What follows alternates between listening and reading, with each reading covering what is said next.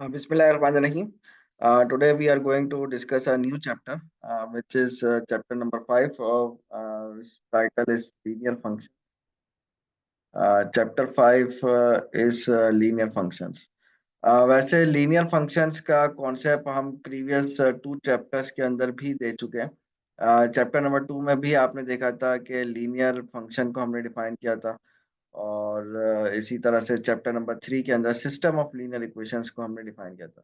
So we know linear function वो function होता है जहाँ पे जो वेरिएबल्स होते हैं उनकी डिग्री अगर 1 होती है तो हम उसको लीनियर फंक्शन का नाम देते हैं। तो बस इधर डिफरेंस ये है कि आप ये समझ रहे हैं कि मेनली हमारे पास इस चैप्टर के अंदर जो डिस्कशन है mainly that's on application of linear functions.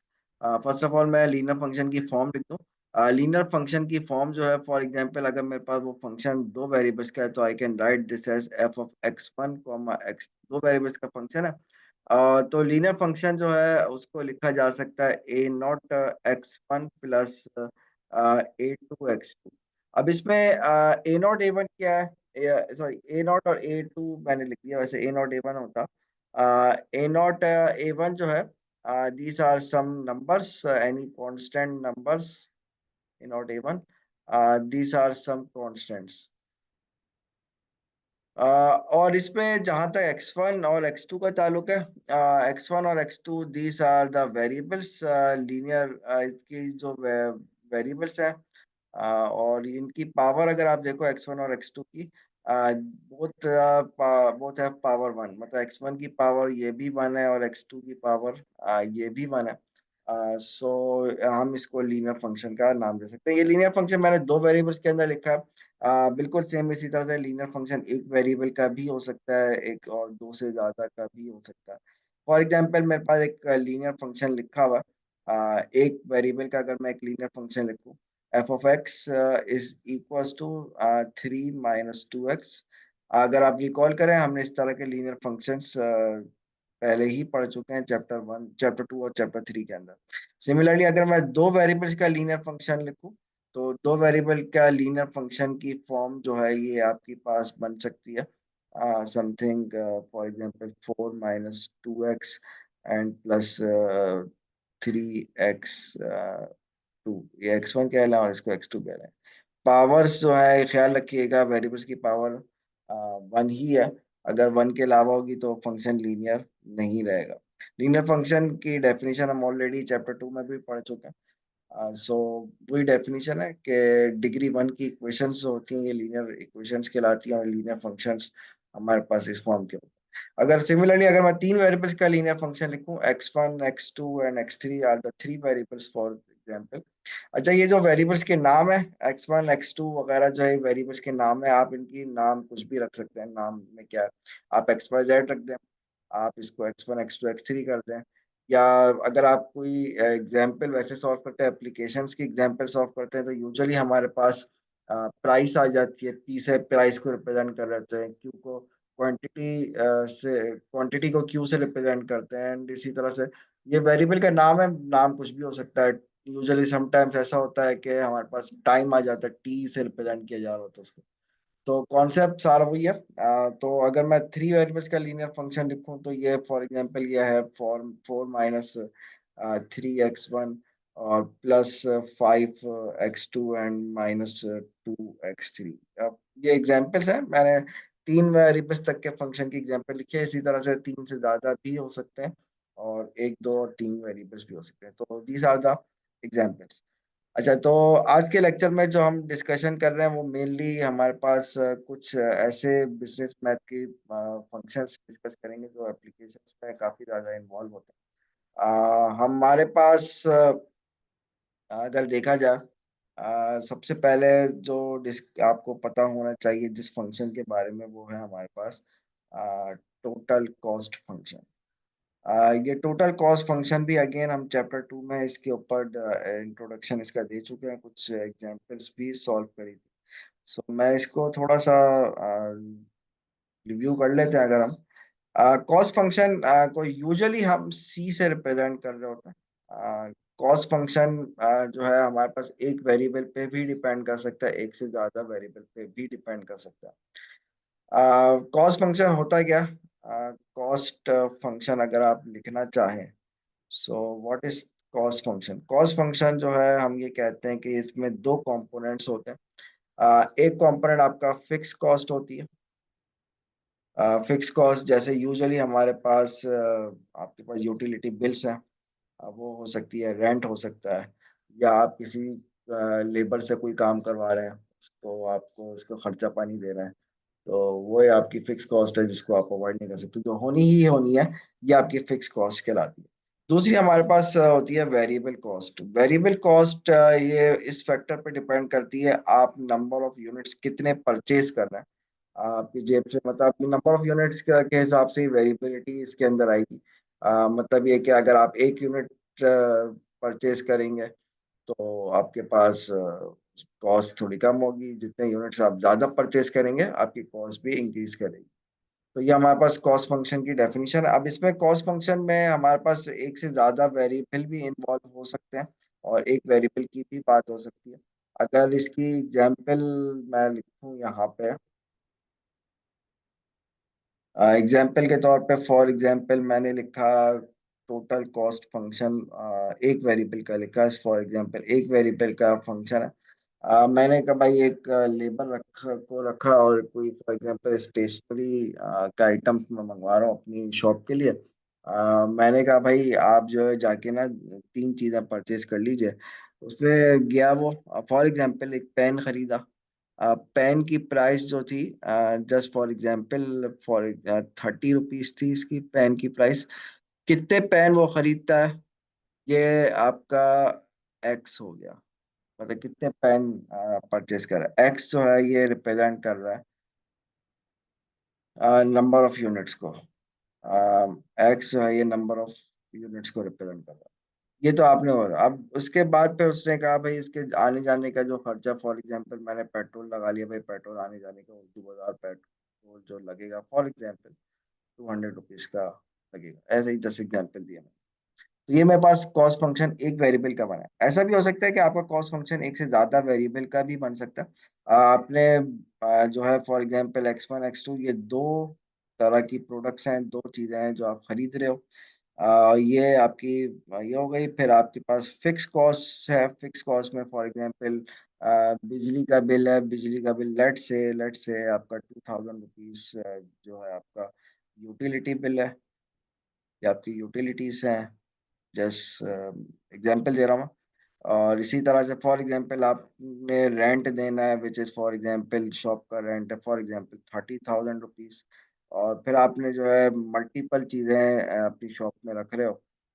एक चीज है जिसकी प्राइस जो है फॉर एग्जांपल 40 रुपीज है, उसके कितने यूनिट्स रखते हैं ये आपके ऊपर है। फॉर एग्जांपल दूसरी चीज है जिसकी प्राइस 100 रुपीज है, इसके कितने यूनिट्स आप रखते हो ये आपके ऊपर है। तो ये हमारे पास टोटल कॉस्ट फंक्शन बन गया। और इसमें आप इन दोनों को 2000 और 30,000 को ऐड फाइनली करते रहेगा बैठ के। तो हमारे पास ये कॉस्ट फंक्शन जो बनाया है मैंने, दो वेरिएबल्स का बनाया है। इसी तरह से ये कॉस्ट फंक्शन दो से ज्यादा वेरिएबल्स का भी लिखा जा सकता है। That's not a big deal. तो अब आगे बढ़ते हैं। हमारे पास कॉस्ट फंक्शन के बाद जो नेक्स्ट फंक्शन हम डिस्कस करते हैं, that that is revenue function. So revenue function क्या होता है? रेवेन्यू फंक्शन जो है ये आप कह लो कि इनकम को रेवेन्यू कहते हैं। कॉस्ट का मतलब आपकी जेब से जो पैसा जा रहा है, और रेवेन्यू का मतलब आपकी जेब में जो पैसा आ रहा है, डेट इज कॉल्ड रेवेन्यू। और रेवेन्यू को डिफाइन करना इज वेरी सिंपल। रेवेन्यू को हम डिफाइन इस तरह से करते हैं कि फॉर एग्जांपल अगेन मैं आपसे बोलूं कि यार रेवेन्यू जो वैसे देखा जाए, रेवेन्यू का मतलब होता है, रेवेन्यू इज इक्वल्स टू आपके प्राइस कित क्या है उस चीज की, कितनी प्राइस में आप वो चीज सेल कर रहे हो, और मल्टीप्लाई बाय कितने यूनिट्स को आप सेल कर रहे हो। Number of units multiply by उसकी प्राइस, ये कितने यूनिट्स आपने सेल किया है। फॉर एग्जांपल पेन आप जो खरीद के लाए थे, वो कितने पेन आप सेल कर रहे हो, आप खरीद के लाए थे 40 रुपीज का, लेट से, या 30 रुपीज का, जितने का भी आप लेके आए थे और फिर आप उसको सेल कर रहे हो, फॉर एग्जाम्पल 35 रुपीज का सेल कर रहे हो, 30 का लाए थे आप 35 का सेल कर रहे हो। तो ये हमारी नंबर ऑफ यूनिट्स प्राइस हो गई इसके, और नंबर ऑफ यूनिट्स ये है कि कितने सेल हो जाते हैं आपकी किस्मत में, कितने सेल लिखी है। तो ये हमारे पास रेवेन्यू फंक्शन की डेफिनेशन है। अगर मैं इसकी भी कुछ एग्जांपल्स लिखूं, एग्जाम्पल फॉर एग्जाम्पल मैंने कहा भाई रेवेन्यू, एक वेरिएबल का रेवेन्यू फंक्शन मैंने बनाया, एक वेरिएबल का रेवेन्यू एक एग्जाम्पल है। और भी मैंने आपको दो एग्जांपल्स दी थी, एक कॉस्ट की दो एग्जांपल्स दी थी, एक वेरिएबल वाली भी और दो वेरिएबल वाली भी। इसी तरह से रेवेन्यू की भी दो एग्जांपल ले लें। फॉर एग्जांपल आप जो है पेन खरीद के लाए थे 30 रुपीज का, आपने कहा भाई मैं 35 रुपीज का इसको सेल करूंगा, दैट इज योर रेवेन्यू। कितने सेल होते हैं, एक्स अगेन वही सेम उसी तरह से बात करता हूँ कि एक्स जो है रिप्रेजेंट कर रहा है नंबर ऑफ यूनिट्स को। सिमिलरली रेवेन्यू आपका एक से ज्यादा वेरिएबल का भी हो सकता है। हमारे पास माइट भी पॉसिबल ये रेवेन्यू दो वेरिएबल्स का हो। आपने दो चीजें खरीदी थी मार्केट से, अगर मैं सेकंड एग्जांपल कॉस्ट वाली देखूं, मैंने दो चीजें खरीदी थी, एक 40 रुपीज की, एक 100 रुपीज की। 40 रुपीज वाली चीज फॉर एग्जांपल मैंने कहा भाई मैं बेचूंगा 45 रुपीज की, और X1। और जो 100 रुपीज वाली चीज़ है मैंने कहा भाई फॉर एग्जाम्पल मैं वो 102 रुपीज का सेल करूंगा X2 के नाम से। सो ये हमारे पास X1 and X2 are number of units हैं।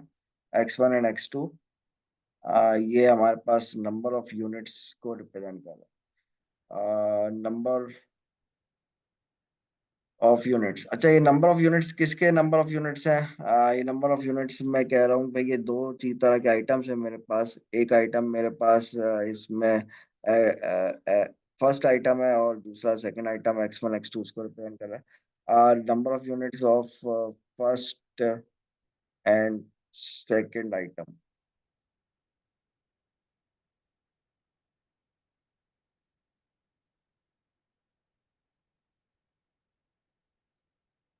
So this is the revenue function, जो कि वैसे पहले भी हम इसके ऊपर बात कर चुके हैं, लेकिन चैप्टर 2 में सच इतनी तफसीलात नहीं थी। इस चैप्टर में थोड़ी सी ज़्यादा एग्जाम्पल्स हैं, उसमें भी एग्जाम्पल थी, लेकिन कॉस्ट और रेवेन्यू की एग्जाम्पल्स इतनी ज़्यादा इन्वॉल्व नहीं थी। इस चैप्टर में थोड़ी सी ज़्यादा इन्वॉल्व है। तो अच्छा, रेवेन्यू फंक्शन के फौरन बाद जो हम फंक्शन डिस्कस करते हैं वो है हमारे पास प्रॉफिट का फंक्शन। प्रॉफिट फंक्शन कौन सा? प्रॉफिट, देखिए रेवेन्यू और प्रॉफिट में there is a big difference. Revenue तो ये है कि आपकी इनकम कितनी आ रही है, लेकिन उस इनकम में से अगर आप कॉस्ट को माइनस करते हैं तो वो आपकी प्रॉफिट कहलाएगा। तो profit is defined as revenue minus cost. आपने कितने की चीज सेल करी, माइनस कर दें आपका खर्चा कितना हुआ उसको माइनस कर दें, तो ये हमारे पास प्रॉफिट मिल जाएगा। अच्छा, ये जो हमारे पास जाहिर सी बात है दो चीज़ों का आप डिफरेंस लोगे, तो ये डिफरेंस जो है हमारे पास तीन केसेस हो सकते हैं।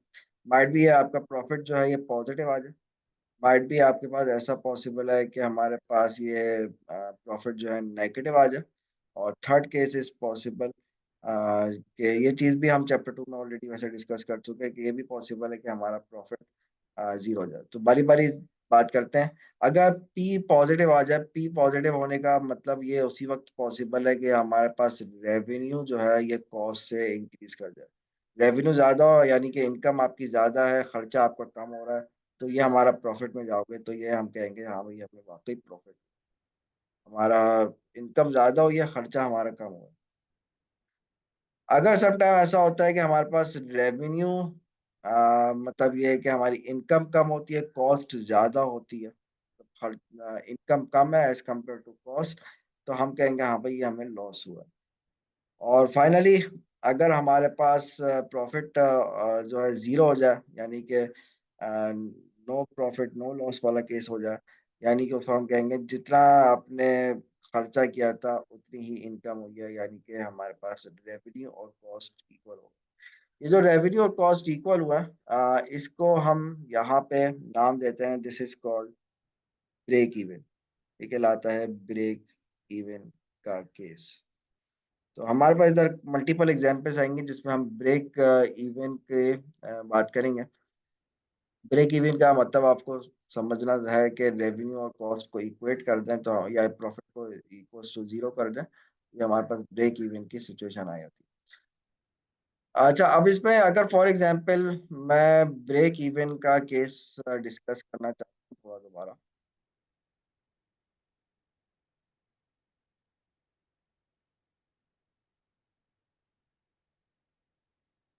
तो ब्रेक इवन एनालिसिस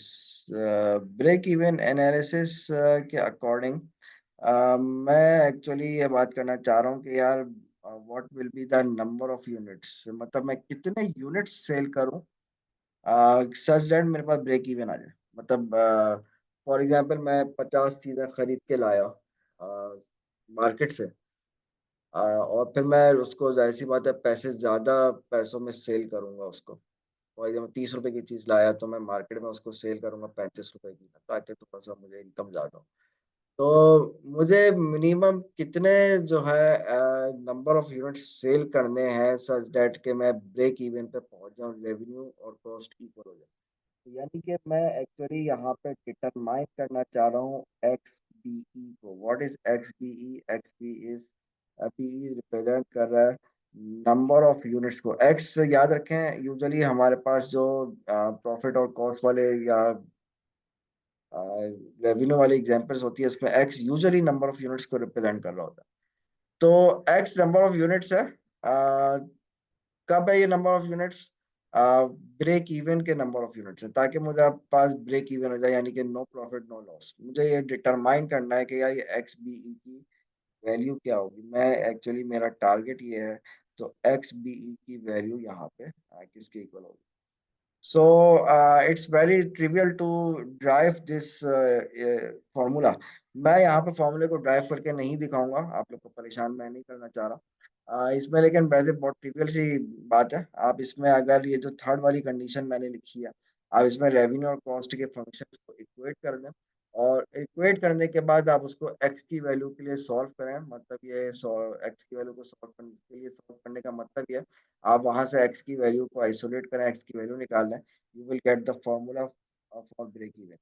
तो हमारे पास ये फॉर्मूला जो है ब्रेक इवन का ये होता है FC divided by P minus V। अब इसमें FC क्या है और P क्या है, V क्या है, इसको ज़रा देख लेते हैं हम।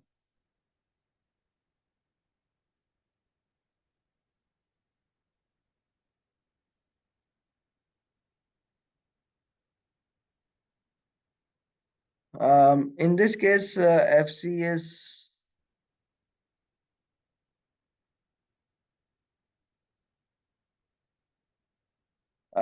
एफसी जो है ये हमारे पास फिक्स कॉस्ट को रिप्रेजेंट कर रहा है, जो आपके पास कॉस्ट फंक्शन में मौजूद थी, that is your fixed cost.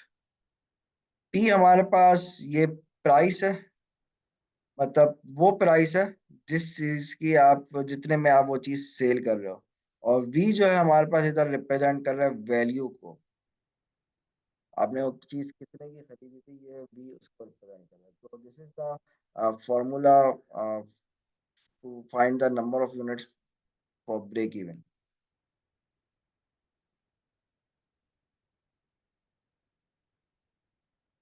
Let's take some examples.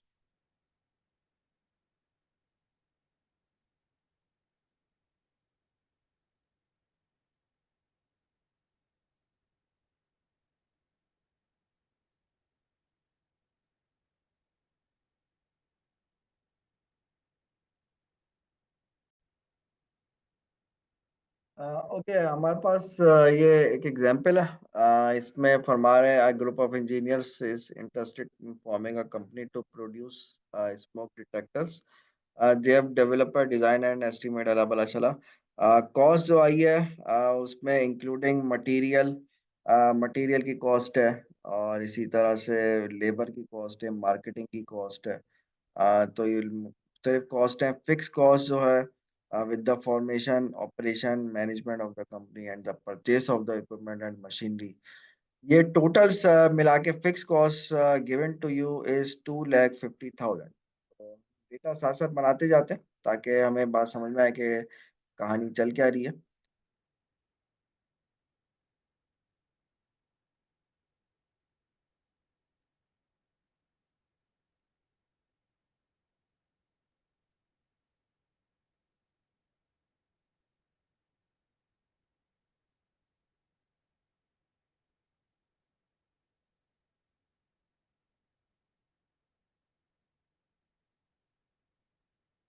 सो अगर आप यहाँ पे देखो fix cost according to this question fix cost given to you is $2,50,000। ये फिक्स कॉस्ट है। और इन्होंने कहा है to estimate that the selling price given to you is P which is equals to $30। ये आपको दी हुई है। अच्छा, इन्होंने बाकी ऊपर एक चीज और भी लिखी है जो हमने मिस कर दी, मार्केटिंग कॉस्ट। ये सारी मिला के मटीरियल्स, लेबर, मार्केटिंग कॉस्ट सारी मिला के जो ये कॉस्ट आई है वो आपके पास आई है $22.5 की। सो $22.5 हमारे पास बी हो गया।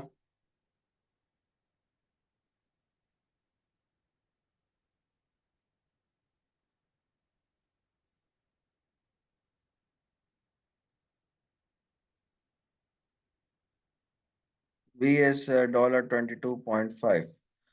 अच्छा, अब करना क्या है?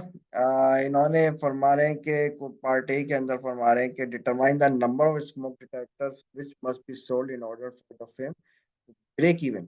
मतलब ब्रेक इवन के लिए नंबर ऑफ स्मोक डिटेक्टर्स मतलब ये हमारे पास ये नंबर ऑफ यूनिट्स ही निकालने का बोल रहा है। मतलब आपसे ये इधर एक्स निकालने का बोल रहा है, एक्स बी ई निकालने का बोल रहा है।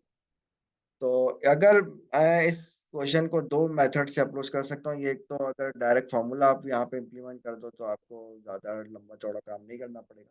दूसरा ये है कि आप इसमें रेवेन्यू फंक्शन पहले निकालो, कॉस्ट फंक्शन फिर निकालो, और फिर वहां से इन दोनों को इक्वेट करके एक्स की वैल्यू निकालो। दोनों काम किए जा सकते हैं।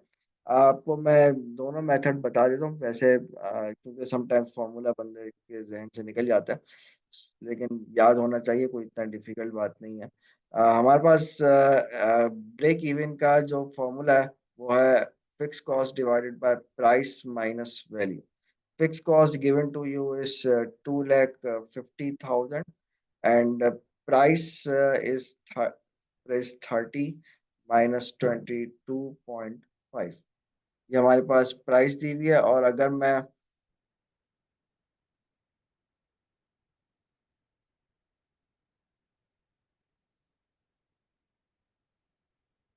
मैं इसको फर्दर सिंप्लीफाई करूं तो यू विल गेट एक्स की वैल्यू। एक्स की वैल्यू जो आप यहाँ से निकालोगे that will be equals to 33,333.33 units. तो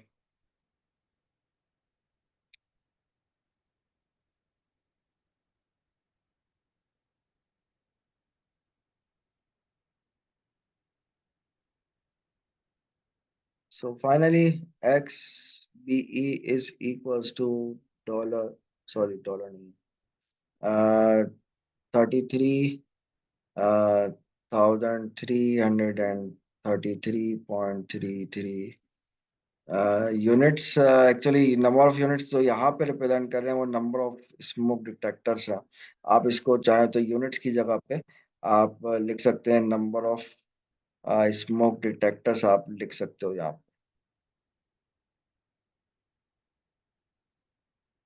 ये तो आपको पार्ट ए था। इसको अगर आप एक और मेथड से सिंप्लीफाई करना चाहें तो वो भी काम किया जा सकता है। सेम सिचुएशन, मैं अगर इसको थोड़ा डिफरेंट स्टाइल से सॉल्व करूं, अगर मैं यहाँ से आपसे बोलूं यार ऐसा करो कि कॉस्ट फंक्शन बनाओ, तो you can make the cost function as alternate method बोलना। ऑल्टरनेट में आप की मर्जी, आप ये वाला करना चाहें, मतलब आना आपको दोनों से चाहिए। तो कॉस्ट फंक्शन अगर आप यहाँ से बनाओ, कॉस्ट फंक्शन में पता है fix cost plus variable cost होती है। Fix cost given to you is 2,50,000 rupees. And जो आपके पास इसकी वेरिएबल कॉस्ट है, यानी कि जो वैल्यू है इस चीज की, वो $22.5 की वैल्यू है इसकी, और मल्टीप्लाई बाय एक्स। ये कॉस्ट फंक्शन आ गया। अगर आप बात करें रेवेन्यू फंक्शन की, revenue function will be R of X. R of X आपने चीज, इसकी प्राइस आपने क्या सेट की है, दैट इज $30 की प्राइस है, 30x। सो ब्रेक इवन के लिए हम क्या करते हैं, ब्रेक इवन के लिए हम ब्रेक इवन लिखा हुआ है। ब्रेक इवन के लिए आप क्या करते हो कि रेवेन्यू और कॉस्ट को इक्वेट कर देते हो। रेवेन्यू और कॉस्ट जब इक्वेट हो जाएगी तो हमारे पास 30x is equals to 2,50,000 plus 22.5x। अगर मैं इस चीज को, ये जो इक्वेशन लिखी हुई है, मैं इसको अगर x की वैल्यू के लिए सॉल्व करूं, आई विल गेट 30x। ये 22.5 इधर ऐड हो रहा है, दूसरी साइड पे जाके माइनस हो जाएगा, इज इक्वल टू 22,50,000। ये आ गया। और फिर यहाँ से x भी है, सॉरी है, यहाँ से फिर आप x की वैल्यू निकाल सकते हो, which will be obviously same as before. ये वही वैल्यू आएगी, 33,333.33। सेम वैल्यू आएगी। तो ये इसका ऑल्टरनेट मेथड है, अगर आप इसको अप्रोच करना चाहें तो ये भी काम कर सकते हैं। दोनों तरीके आसान है, आपकी मर्जी। अब आते हैं पार्ट बी के अंदर। ये कह रहा है प्रिलिमिनरी मार्केटिंग। हाँ, indicator film can expect to sell approximately 30,000 smoke detector over the life. क्या पता चला? If the detectors are sold for $30 per unit, determine the expected profits at this level of output। भाई आपको ये कह रहा है कि उसने जो सेल किए हैं वो 30,000 यूनिट्स सेल किए हैं। Smoke detectors number of units हैं, 30,000 इसने ये सेल किए हैं। तो ये पूछ रहा है कि बताओ यार प्रॉफिट क्या होगा। तो we know how to calculate the profit. तो प्रॉफिट कैलकुलेट कैसे करते हैं, वही काम मैं कर लेता हूँ यहाँ पे।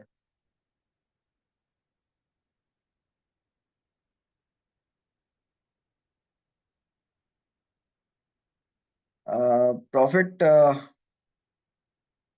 कैलकुलेट करने के लिए हम क्या करते हैं, रेवेन्यू माइनस कॉस्ट करते हैं। रेवेन्यू अभी आपने थोड़ी देर पहले फाइंड आउट किया था, डेट वाज 30x। तो 30x, एक्स चलो अभी एक्स ही लिख देते हैं, minus cost function was 2,50,000 minus 22.5x। सो इसको आप सिंप्लीफाई कर लीजिएगा बैठ के। तो इधर से आप एक्स की वैल्यू को सब्स्टिट्यूट कर दीजिएगा। एक्स की वैल्यू जो इधर दी हुई है वो है 30,000, एंड माइनस सिंप्लीफाई कर लीजिएगा। कोई इतना मुश्किल काम या बहुत रॉकेट साइंस नहीं है ये। 2,50,000 minus 22.5 times of 30,000। So this is, आपके पास यहाँ से आपको प्रॉफिट मिल जाएगा। आप जब इसको कैलकुलेट करेंगे तो आपको जो वैल्यू मिलेगी डेट विल बी नेगेटिव में आएगी।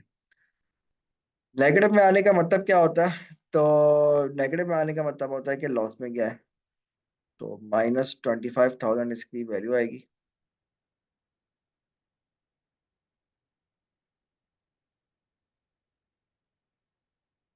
-25,000।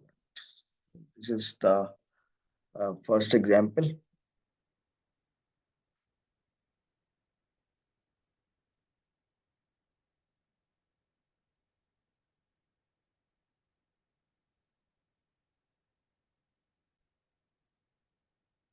चैप्टर 2 में अगर आप रिकॉल करें, हमने फंक्शंस, लीनियर फंक्शंस को प्लॉट करना सीखा था। अगर वन वेरिएबल का लीनियर फंक्शन हो, नो उसकी स्ट्रेट लाइन बनती है। आप स्ट्रेट लाइन बनाने के लिए उसका स्लोप डिटरमाइन करते हो, और वाई इंटरसेप्ट डिटरमाइन करते हो। स्लोप अगर पॉजिटिव आता है तो एक्यूट एंगल बनता है, स्लोप नेगेटिव आता है तो ये ऑब्ट्यूज एंगल बनता है। और वाई इंटरसेप्ट ये रिप्रेजेंट करता है कि ये लाइन जो है कहाँ से पास होगी। सो अगर मैं ये तीनों functions, cost function, revenue function, इन तीनों को प्लॉट करूं पर तो अगर आप रेवेन्यू फंक्शन को प्लॉट करें तो हमारे पास सबसे लेफ्ट मोस्ट फिगर जो है, ये आप देख सकते हैं 50x इसका रेवेन्यू फंक्शन था। इस वाले केस में हमारे पास स्लोप जो है वो 30 है, और Y intercept is 0। Y intercept 0 होने का मतलब है कि लाइन ओरिजिन से पास होगी, 0 से पास होगी। स्लोप 30 का मतलब है पॉजिटिव स्लोप है, तो हमारे पास ये रेवेन्यू फंक्शन बन गया। देन कॉस्ट फंक्शन, इसको भी प्लॉट करना है, कोई मुश्किल बात नहीं है। अगर आप कॉस्ट फंक्शन जो हमने ऊपर सॉल्यूशन में कॉस्ट फंक्शन को डिटरमाइन किया था, कॉस्ट फंक्शन अगर आप देखो इस वाले केस में हमारे पास slope is 22.5 and Y intercept is 2,50,000।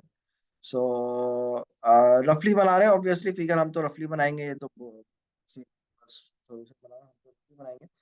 तो 2,50,000 is the Y intercept, line Y axis से पास होगी 2,50,000 से, और स्लोप अगेन पॉजिटिव है 22.5। तो ये हमारे पास इसका आ गया। तो ये हम अगर आप देखो ये जो लाइन के नीचे शेड हुआ हुआ है, तो बिलो 2,50,000 की जो लाइन है, 2,50,000 के बिलो जो ये लाइन है डार्क ग्रे से जो बनी, ये वाली जो लाइन है दिस वन, ये वाली लाइन अगर आप देखो 2,50,000 से बिलो अगर आप जाओगे तो ये फिक्स कॉस्ट को रिप्रेजेंट कर रही है, रीजन फिक्स कॉस्ट का रीजन। और अगर हमारे पास ये जो इस डार्क ग्रे के ऊपर वाला रीजन है, ये हमारे पास वेरिएबल कॉस्ट का रीजन है। तो कभी भी अगर आप कॉस्ट फंक्शन को प्लॉट करें तो हमेशा याद रखिएगा कि वाई इंटरसेप्ट के नीचे जो रीजन होता है, वो रीजन होता है फिक्स कॉस्ट का, और जो हमारे पास वाई इंटरसेप्ट के ऊपर वाला रीजन होता है, ये हमारे पास वेरिएबल कॉस्ट का रीजन होता है। कॉस्ट फंक्शन में हमेशा इसी तरह से होता है। अब मैं अगर इन दोनों ग्राफ्स को एक ही पैनल, मतलब एक ही ग्राफ के अंदर बनाऊं, एक ही एक्सिस के अंदर दोनों को एक साथ मर्ज कर दूं, दोनों को प्लॉट करूं, तो मेरे पास ये जो सी वाला पार्ट है लास्ट, ये मेरे पास ग्राफ आ जाएगा।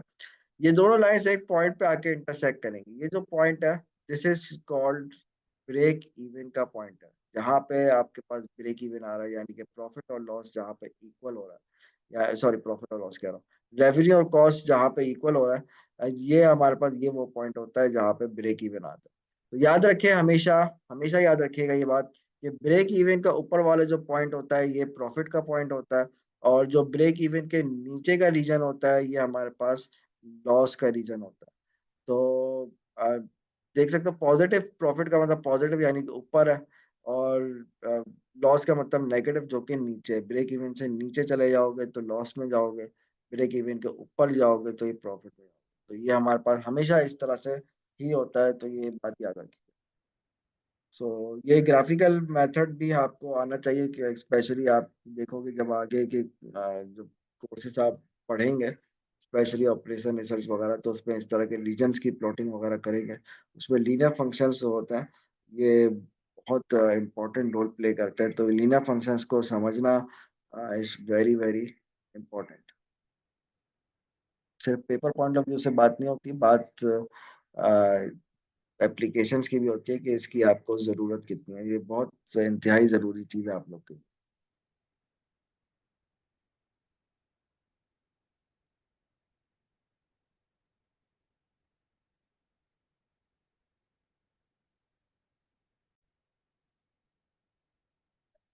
मेरे पास अगर ये टेबल की फॉर्म में ये पूरी इंफॉर्मेशन मुझे गिवन हो रेवेन्यू कॉस्ट की, कोई एग्रीकल्चर प्लानिंग का है कहानी, आप पढ़ते रहेगा बैठ के। मैं कहानी नहीं पढ़ रहा हूँ, जस्ट आपको ये टेबल में जो डेटा दिया हुआ है उसको, इसके ऊपर मैं बात करना चाह रहा हूँ। फॉर एग्जांपल मेरे पास अगर ये सिचुएशन गिवन हो, और इस सिचुएशन के अकॉर्डिंग मुझे बात ये करनी हो कि यार ये जो मेरे पास दिया हुआ है, इससे मुझे cost function, revenue function, profit function को बनाना हो, तो ये काम भी करना कोई इतना मुश्किल बात नहीं है।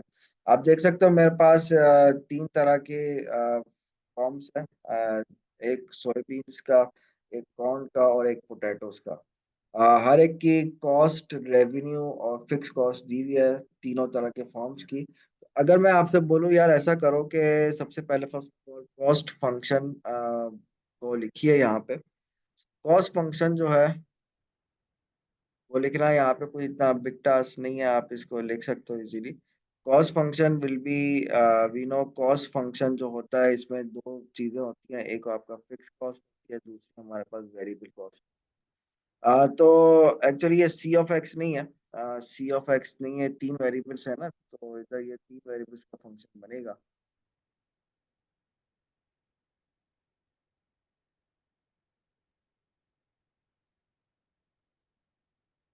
तीन वेरिएबल्स हैं इधर, क्योंकि तीन तरह के फॉर्म्स हैं तो वेरिएबल भी थ्री है। तो हमारे पास जो कॉस्ट फंक्शन बनेगा वो तीन वेरिएबल्स का बनेगा, यानी कि C of X 1, X 2 and X 3, इसकी बात है। तो फिक्स कॉस्ट और वेरिएबल कॉस्ट, फिक्स कॉस्ट अगर मैं फॉर एग्जांपल एक्स 1 की फिक्स कॉस्ट की बात करूँ, ये आपको दी हुई है 1,50,000। बारी बारी तीनों की, तीनों तरह के फॉर्म्स की अलग अलग बात करेंगे। फिर वेरिएबल कॉस्ट, अगर फॉर सोयाबीन्स फॉर्म 1 की बात कर रहा हूँ, उसमें हमारे पास जो वेरिएबल कॉस्ट है वो $900 दी हुई है, तो ये हो जाएगा 900 टाइम्स एक्स 1 प्लस। अब आ जाए फॉर्म 2 के ऊपर। फॉर्म 2 में हमारे पास जो फिक्स कॉस्ट है that is 1,75,000 and variable cost is,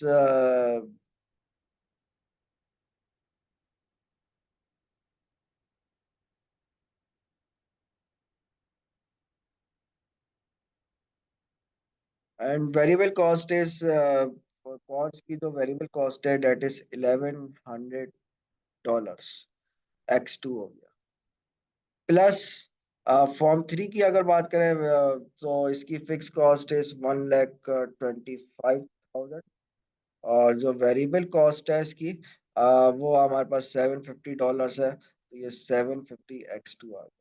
सो इनको आप जमा मतलब एडिशन वगैरह करते रहेगा, ये कोई इतना मुश्किल बात नहीं है, एडिशन करेंगे हमारे पास फाइनली कॉस्ट फंक्शन बन जाएगा। सिमिलरली अगर मैं आपसे बोलूँ यार रेवेन्यू फंक्शन बनाओ, रेवेन्यू फंक्शन बनाने का तरीका हमें पता है कि price multiply by number of units. So price in this case is, हर एक की अलग है, हर यूनिट्स की अलग है। फॉर एग्जांपल अगर मैं फॉर्म 1 की बात करता हूँ, तो ये $1,300 है इसकी, मल्टीप्लाई बाय एक्स 1। फॉर्म 2 की बात करते हैं तो इसकी रेवेन्यू जो है 1650 है एक्स 2, और इसी तरह से फॉर्म 3 का $1,200 एक्स 3। तो ये आपका रेवेन्यू आ गया। और अगर मैं आपसे बोलूँ यार प्रॉफिट निकालो, तो प्रॉफिट निकालने के लिए आप क्या करोगे? आप इन दोनों को, ये जो आपने निकाले हैं R1 और आर और सी जो निकाले हैं, इनको आप कर दोगे माइनस, यानी कि रेवेन्यू माइनस कॉस्ट कर दोगे। तो हमारे पास ये जो भी है इन दोनों का माइनस करेंगे तो हमारे पास रेवेन्यू और कॉस्ट आ जाएगी। तो ये फंक्शन इस तरह से बनाए जा सकते हैं बाय यूजिंग टेबल। सो ये मैंने कुछ एग्जांपल्स कराई हैं। आप लोग जब तक एक्सरसाइज के क्वेश्चंस खुद से सॉल्व नहीं करेंगे, अगर आपको एक्सरसाइज के क्वेश्चन देखो सिमिलर क्वेश्चन से थोड़ा सा ऊपर जो सिनेरियो लिखा हुआ होता है वो थोड़ा सा चेंज होता है, और जो नीचे जो आपके पास नंबर जो डेटा दिया हुआ था उसमें नंबर्स वगैरह थोड़े से चेंज होते हैं।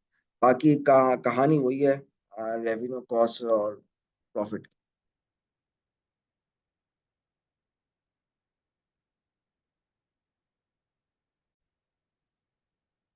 Another very important application is of depreciation। आपको तो वैसे पता है कि कोई भी चीज़ आप परचेज करते हैं, उसकी टाइम के साथ साथ उसकी वैल्यू में कमी आ रही होती है, डेप्रिसिएट हो रही होती है। जैसे फॉर एग्जांपल आपने सेल फोन खरीदा, सेल फोन आप एक महीने बाद या एक दिन बाद ही आपने डब्बा खोल लिया ना, तो उसकी वैल्यू डेप्रिसिएट हो जाती है।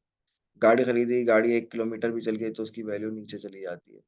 तो हर चीज़ की वैल्यू डेप्रिशिएट होती है, वक्त के साथ साथ उसमें कमी आती है।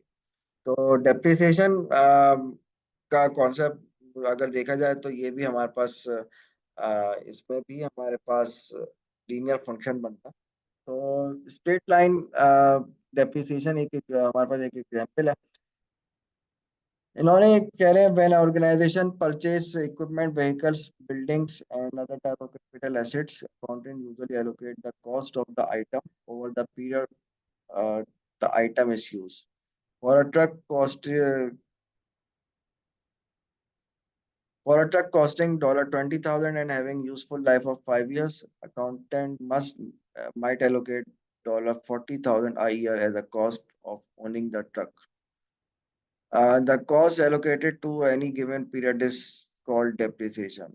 ठीक है? तो अ, इसमें accountant also keep record of each major assets and its current or book value. For instance, the value of the truck may appear on accounting statement as $20,000 at the time of purchase minus $4,000. $4,000 ये वो वाली है जो कि truck को own करने के पैसे हैं। तो 16,000 1 year from the value date of purchase, यानी कि उसकी वैल्यू में 16,000 की तक पहुंच गई। 20,000 की थी, ट्रक था, और वो 16,000 पे पहुंच गया।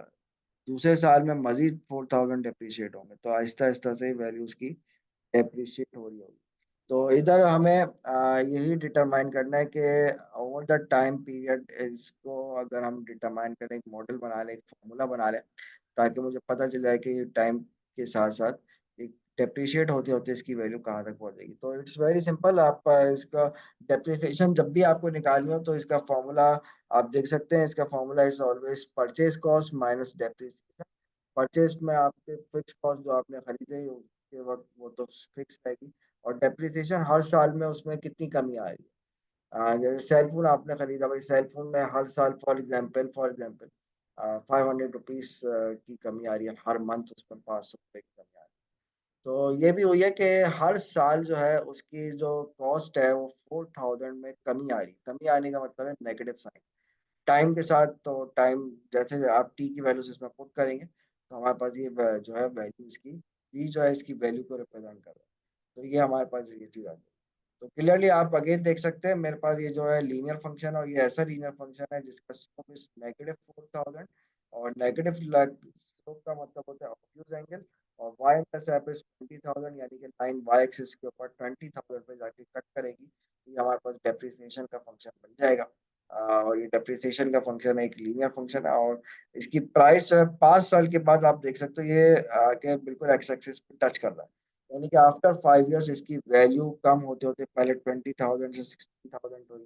फिर जो है तीसरे साल में मज़ीद कम हो गई इसकी प्राइस, फिर चौथे साल में मज़ीद कम हुई, और 5वें साल पे ऐसा वक़्त आया कि अगर आप इधर P की वैल्यू इस फ़ॉर्मूले के अंदर 5 पुट कर देंगे, you will see 4,000 multiply by 5 is 20,000, 20,000 minus 20,000 is 0, so value will becomes 0। और हमें ये बात वैसे पढ़ा भी है हमने चैप्टर नंबर 2 के अंदर। चैप्टर 2 मैंने आपसे पहले भी कहा है, ये एप्लीकेशंस इसकी आगे बहुत ज़्यादा आएँगी, तो बहुत ही बेसिक किस्म का चैप्टर था वैसे वो। लेकिन ये आगे उसकी कहानियाँ जो लीनियर इक्वेशंस के बारे में पढ़ी थी, वो चैप्टर 3 में भी यूज़ हुई, एज़ वेल एज़ आप देख रहे हैं चैप्टर नंबर 5 के अंदर भी उसका यूज़ आ रहा है। तो हमने एक्स इंटरसेप्ट का कॉन्सेप्ट ये पढ़ा था कि एक्स इंटरसेप्ट वो पॉइंट होता है जहाँ पे y की वैल्यू 0 होती है। यहाँ पे x की जगह पे t मौजूद है, y की जगह पे v मौजूद है। तो व्हेन टाइम इज़ 5, तो उधर y वैल्यू इज़ 0। 5 साल बाद वैल्यू इसकी 0 होगी। तो this is called straight line depreciation. तो इसके भी मल्टीपल क्वेश्चन्स हैं आपके एक्सरसाइज के अंदर। सिमिलर क्वेश्चन्स हैं, थोड़ा बहुत कहानी सिनेरियो चेंज है, और नंबर्स की में चेंजेस हैं, बाकी काम आपको सेम यही करना है। अ, आपको इसका निकालने का फ़ॉर्मूला, डेप्रिसिएशन निकालने का यही फ़ॉर्मूला है कि परचेज़ कॉस्ट माइनस डेप्रिसिएशन।